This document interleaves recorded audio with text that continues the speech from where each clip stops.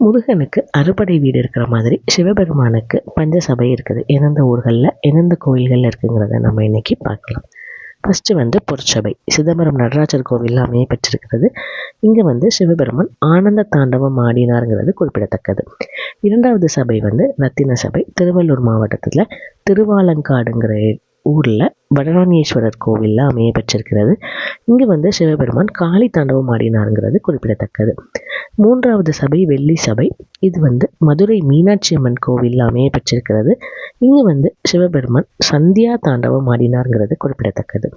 நான்காவது சபை தாமிர சபை திருநெல்வேலியில் நெல்லையப்பர் கோவிலில் அமைய பெற்றிருக்கிறது. இங்கு சிவபெருமான் முனி தாண்டவம் ஆடினாருங்கிறது குறிப்பிடத்தக்கது.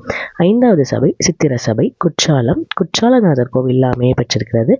இங்கு சிவபெருமான் திரபுர தாண்டவம் ஆடினாருங்கிறது குறிப்பிடத்தக்கது.